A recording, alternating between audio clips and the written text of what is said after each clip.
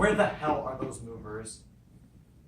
You know, I don't know why you had to light in on her like that. Who's that? Barbara, you know who.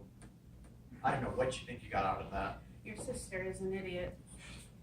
She's not a genius, no. She never claimed to be, and I never said she was. You know, I used to think she was pretty smart. I was actually surprised to find out she wasn't. It's funny how things can be so different from how you remember. But she's my sister, and we had some pretty great times back home. I'll bet. You have a second-class mind. Well, you have a third-class sister. I don't know what you think you got out of attacking her. I think in the back of that mind, she'll remember that she wouldn't want to live in your house. And you'll remember that she wouldn't want to live in yours. I can't help the way you people were raised. She just wanted to know why we were separating. She couldn't understand it. Well, you tell her your story. I don't care what she thinks. I mean, she wasn't that far off by saying just because you turned into somewhat of a callous bitch. Whatever you want to tell her, just don't practice on me. She said all along it wouldn't work. Ever since we were married. My family did, and so did yours. Now we'll finally be making them both happy. Who'd ever think we'd be the cause of so much happiness? At least what they won't know is us separating didn't have anything the hell to do with color. Not directly. Not directly nor indirectly. 1,000 things else maybe. Indirectly. You know what, as a matter of fact, directly. Our separating had to do with the change in you. And that only had to do with, as you so subtly put it, with color. Our separation... Actually, you just take a moment and look at yourself sometimes. Our separation had to do because I met a girl who was a bit of a nut, and a bit vulgar, and a bit smart. And in 1 year, she turned into a goddamn crusader for Christ's sake. She started finding people who... No. She started searching for people who couldn't tolerate her anymore. I bet you hadn't even thought about that before. Yeah? You know, if you ever felt that way at the hutch, you never said anything. You might have noticed people eyeing us or looking at us sideways, but you never let it bother you. Yeah. And then all of a sudden you took this shift to the way out left, this red shift to the rear, and you joined POR and SOAR and CORE and more and every other equal rights group to fight and to hate. And to fight for what? For the right to fight, I think. Right, you're dead right. I swear to God, I don't know what you think you're fighting for. You used to be a human being, but in the last few years you've turned into a black, a professional Negro, and I didn't marry a black. Like hell you didn't. And if you didn't know it, I'm telling you now. Oh no, sweetheart. The girl you are now, who you are now, Gloria, you don't see yourself as an equal at all. And frankly, I'm inclined to agree so. Good. Because equal to you is nothing. Equal to you is subhuman. If you suddenly notice that you don't consider us your equal, I'm glad you finally realized it. If I ever had any racist feelings before, then I didn't know about it. But I swear to God, there's no one more prejudiced against the black than I am now. Well, maybe you just hadn't met any. Well, if that's what it takes, then I've met a few. I used to know people who love, but lately you joined this kind of brotherhood, and it's got nothing to do with love. It is so easy, this newfound antipathy. Dude! It's the easiest way going. Sister hit the nail right on the head when she said you were lazy. Every single last one of you and your pretty not by a nose, long with your shot. screaming Jen is my mistrust people and pishy. hate. Mine Every was that single one of blind, you. It fussy is mom so box. easy. Here's I know my- because I found it without even trying. Well, I can't help if they're scared enough to preach about equality while they're hit last, but baby, if they're not black, they're not any of them my people, and don't you confuse the two. And how long have they been there? In their ghettos? You tell me! And have they tried to group any type of power, one voice to demand for their rights, to fight for it, in any way other than street fights or I'm riots? not concerned with your views on the Vindictiveness? situation. Just go pack, and we'll all live easier. Hate equals hate, and it's never netted anything else. You're learning that, are you? Yes, I'm learning that. Well, baby, you took me down that great white path to security and the great society. Taught me how to knuckle down to protect what you thought was your groin, your position. For Christ's sake. I don't need security, baby. And that boy from the hutch, may he rest in peace because he died there. He doesn't need it either. So you, whoever you are, can get packed up and go on. Oh yeah, he died there, and she died there, and how the hell the two of us ever got together, I'll never Come understand. on down to your sister.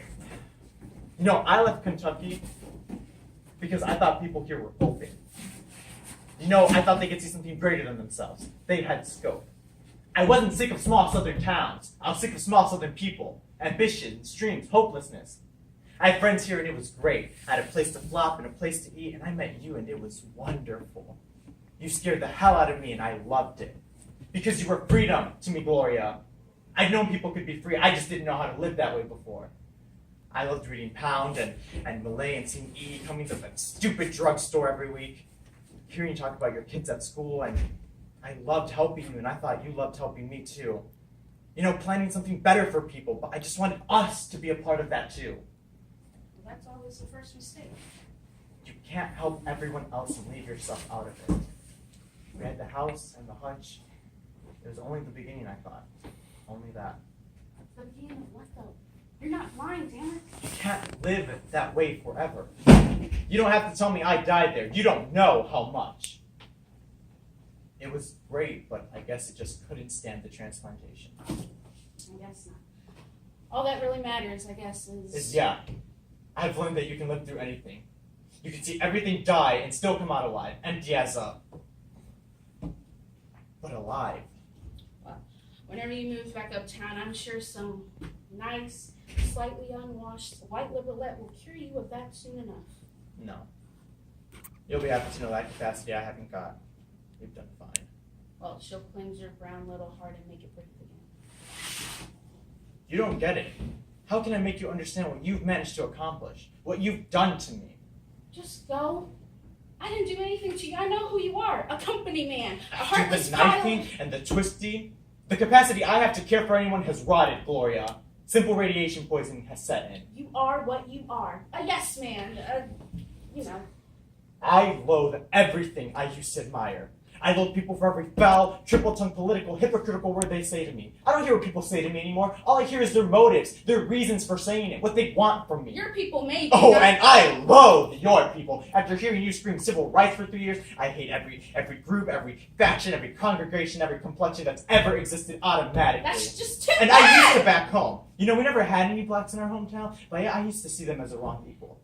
Like the Jews. You know, I've never met any Jews, and I never even knew a Jew, but when I got here and I heard the popular mythology, my mind automatically went to another classified group, an oppressed and prejudged group. And I started meeting friends who only cared about bargains, who cared about what I was making before what I was doing. They didn't realize that they were supporting and living for the very Honestly, thing you they just fought listen for. to yourself. And I kept telling myself, it isn't true, it isn't true, it's inside of you. There are no more planets than the Greeks or the Armenians or the Chinese, but every single experience I had proved to me otherwise. Simon kept saying, how much does it cost? Simon says, you can buy that for less. Simon kept saying, what's in it for me, whore? And What did Rex you say, said, eat Vince? shit, baby. Get out of the way. Repay. Repay me for the wrongs your fathers have done my I father. don't know your asses. Rex says retribution. And I loathe their pompous Oh, boasting. Rex is Then lying. telling you the sexual myth is the sexual myth before they can tell you as easily as a fox uses cunning to get his petty desires. And Just say, look at goddamn boy, I hate you. I hate you. I loathe the look of you. I loathe the oily feel of you. I loathe the bitter wax taste of you and the orange rind smell of you. I loathe everything about you. I loathe your muscle and your strength and that firm round orange stomach. I loathe you because you made me hate everything else and everyone else. And you've not got a goddamn thing to rebuild for it.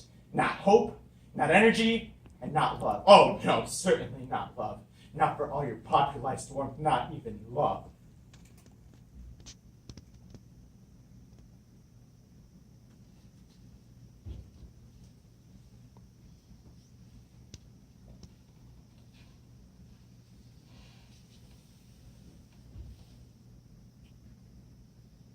I used to pray. I really did that first year. Back at the hutch when I left you, that we'd have children. I only thought of it once, really, right at the beginning, that this can be saved with a child. Like Robert said, combination, half you, half me. And I pictured him, sometimes a boy, sometimes a girl. He was light as you sometimes, or dark as me, or darker. And he had all these funny hair problems that I had to contend with. But he was what it all meant. He was the reason. He was always very, very bright. Sometimes dark as chocolate, or light as coffee, or beautiful caramel, and beaming as the laughing Spanish kids you see running all over the street. I patterned him after the laughing Spanish kids you see running all over the street. And he was cinnamon. And when he smelled of cinnamon when I hugged him. And he was the always equal parts you and me. And that's why I loved him and wanted him. Because he was the love the hutch embodied. Now the thought of that child curdles me. And I only thank the benevolent God for being wiser than me. Because if a sun existed now, I'd swear I'd bash his goddamn brains in the goddamn radiator. And just looking at you and me begging for this white flesh to melt into this black and to make something new. And oh God, it curls me and me just saying yes to you. And I don't care a damn if you loathe me or if you loathe my people or if you loathe everyone else and yourself to boot. And if you lose your faith and your hope and your love and your humor and your goddamn balls. And I just don't care a goddamn about you. And I don't think about you except to thank God and his gracious wisdom for keeping me from killing my child. And I will have a child now. Yes! With a man. With a black man like me. And my child will be so black he's blue. He will be black